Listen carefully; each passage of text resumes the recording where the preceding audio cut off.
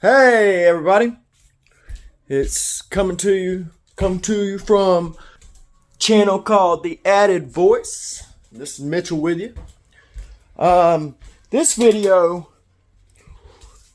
if you watch my videos, even with the boxing videos I talked about on the the match between KSI and Logan Paul, in most of them, I stated that I like politics. I mean, I wouldn't say like politics, but I have a passion for politics and a passion for human beings and, you know, in society. And given that passion, I'm working towards, with my education, my degrees, and stuff like that, towards being about as informed from an educational standpoint that you can possibly be. I mean, you can be more informed, but I mean, you'd be in school for 15, 20 years, and not only that, but things change all the time. So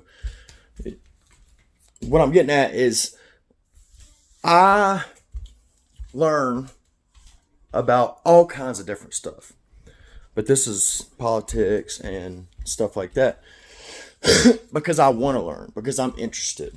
I'm a nerd-ish, and I just like learning. I love knowledge. I love exactly what I said. I love knowledge. And I feel like the more knowledge you have, the more things you learn.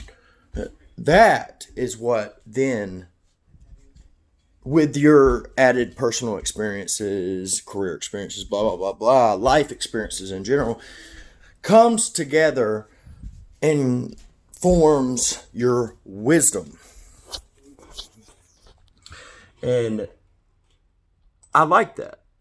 I like the thought of knowing everything I possibly can about politics and numerous other subjects, whether it be about boxing, for instance, or baseball, or not. Let's get out of the sports realm, but sports. I have a fascination with all things. And even how the far left thinks and stuff like that, or people think, even though I might not agree, and I definitely don't agree with evil people or people who try to hurt somebody or espouse to hurt somebody or say and stuff like that, or hate people in general. But I want to know, or try to figure out, what makes them think, and then feel the way they do. You know what I mean? It's not. Let me figure out the best way to say this. It's not interesting from a optimistic, exciting point of view. It's interesting from a, if I can better understand this, and if people can better understand this and find out, or attempt to find out, what really makes the mind go in certain ways, then that's when you can fix it. You know what I mean? Anyways, that's really neither here nor there. Really what this video is about is the politics, like always. But Jerry Epstein, it's a big thing. He committed suicide. That's what the record says right now. But the Senate held a hearing yesterday, I think it was. And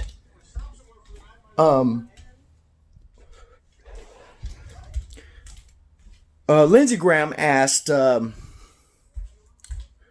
not going to say, I don't say no names. I don't really want to say no names.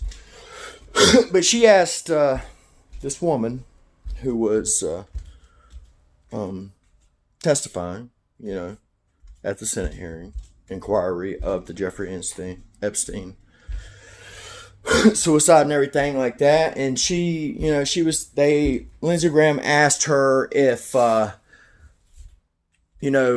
her a few things like, how did this happen, blah, blah, blah. She's like, we can't talk about the case, which is understandable. You can't talk about ongoing cases. But I found out something cool. Well, not cool, but interesting. And that is suicide watch. You can only be placed on suicide watch, she said, for a maximum of 24 hours. And then it transitions to psychological observation. But in fact, I did a little bit of research, and in fact, it's 8-hour shifts. That's how they mandate it. You go on 8-hour shifts, suicide watch. And if I ain't mistaken, and I must have looked up 5 sources that were totally wrong, it's a 16-hour maximum on suicide watch.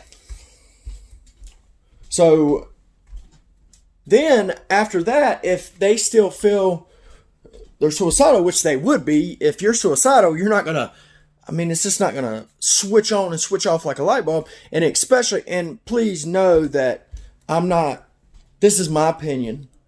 This is my interpretation of the things we've seen and everything like that. So I'm not stating this as fact.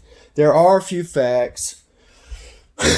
Psychological observation is what comes in after suicide watch. It is my opinion that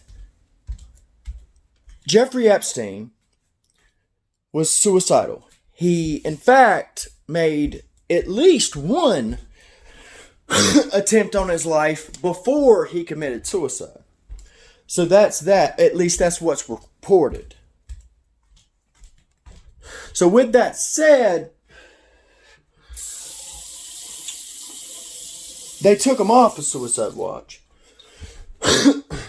And by what the woman says that testified, when that happens, you go on psychological observation, which isn't much different. You're still watched around the clock,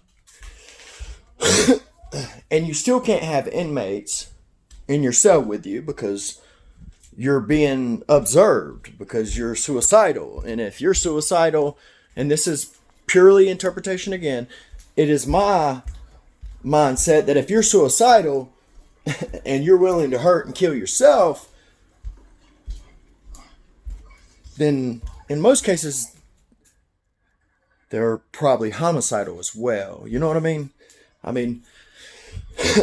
In the comment section, throw questions out, make statements. I respond to all of them. This is a really, really tiny channel right now. I'm trying to build it up. And even if and when, hopefully when, but if my channel gets bigger and grows and everything, quality of the context and information and, recording will get better and everything like that. But anyways, what I'm getting at is, so they took him off suicide watch, put him on psychological observation. So let's throw out a few facts that we do know. We do know that when he committed suicide, they had a camera on him, but the camera, the recording or whatever, stopped working. We do know that there was 2 guards supposed to be watching him. We do know that they have since been indicted on felony charges. They said they were shopping all night or holiday shopping or something like that all night, and they fell asleep. And we also know that in the flight log that, I don't want to misquote this, let me say 25. At least 25 times was logged that Bill Clinton was on the plane with Jeffrey Epstein. As far as right now, we also know that because of the reporting, and after I do this video, if I'm wrong, I'll do an update and, state that I was wrong. But we seen the picture of Bill Clinton in the blue dress of Jeffrey Epstein. It was Jeffrey Epstein's photo or portrait. It was a portrait. It wasn't a tiny picture. It was a big picture. I don't think Bill Clinton was in a blue dress. I just think Jeffrey Epstein had the dress and body composited on a Bill Clinton photo. That's what I think. But anyways,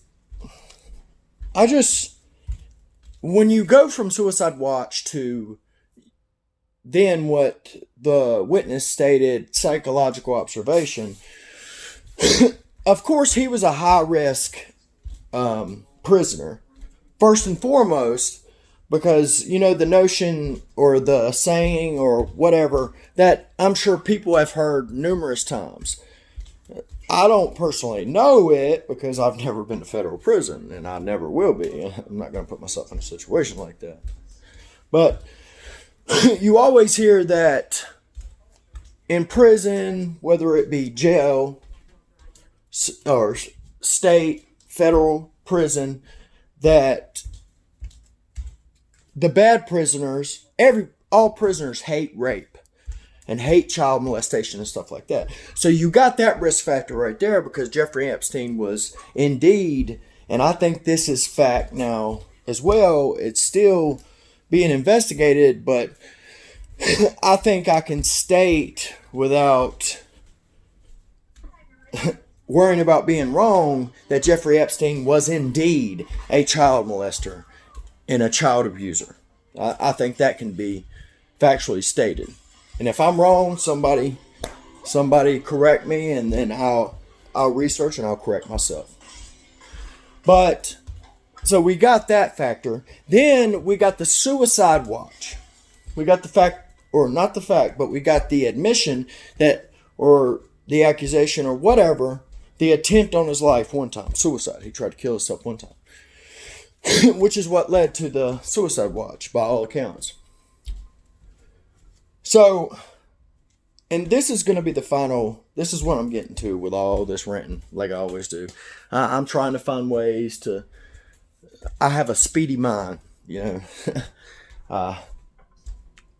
why I like to learn. I love to learn things. I love to talk. I'll talk your head off, going around in circles all about all kinds of different subjects for hours. But what I'm getting to is, if we have the fact that he was very high profile, he was a billionaire, I'm pretty sure. And if not a billionaire, he was multi-millionaire, high multi-millionaire. He was a child molester. That's 2. He was on suicide watch. Not only that, that's 3. He was high profile not for his money and his multi-millions, but because he definitely hung around and was friends with Bill Clinton, the Prince in Britain, or England or Britain, because the Queen just revoked the Prince's duties and everything, pretty much cut him off. So what I'm getting at is, and then, here's a big one. The family did an autopsy, had another autopsy done. And that, I don't know what it's called, but the guy who did that autopsy said that his broken vertebrae or cracked vertebrae, broken neck, is more related at a high percentage to that of murder and strangulation, of homicidal tendencies. and that suicide by a sheet or blanket or towel or something like that is not indicative of and does not result, and I'm sure you can point towards a few cases, but the majority does not result in numerous vertebrae being cracked or having a broken neck. I mean, the force of breaking your neck is so intense. That's what one of them sayings they say all the time. Like these movies, these action movies where you'll see somebody, fighting the bad guys and they'll break a neck or something like that. What I've seen, the research I've done is the pressure is so, it's just not easy. To do that, you would have to, put all your strength into it. And that is if you're strong enough. But I'm just saying, look at all these factors. And, from Suicide Watch, it's only mandated for 16 hours or maybe 24 hours max. And then they put them on psychological observation. I need to find out what the max is on that. I tried to do it, but I couldn't find nothing, and I want to make this video. But on top of that, he's a high-risk inmate because he's a sexual predator. Rich acquaintances, I'm not going to say friends, acquaintances of very powerful and rich people in America and across the country. And another thing that I'm getting to and I want to make known, and please comment, watch my video. Just, you ain't gotta like me, you ain't gotta agree with me, but and I'm not trying to get famous for this. I get on here, I make these videos because I want to have a conversation. I like to talk, and I can't talk to myself. Well, I rephrase that. I can talk to myself, but I'm not going to answer myself. At that point, if that happened, I would need to be on psychological observation. But with all that taken into account, even if he wasn't suicidal or anything like that, he would be in protective custody. I guess what I'm getting at is I just don't see how. I don't see how this happened, which is why there's a Senate inquiry. Because there is so many coincidences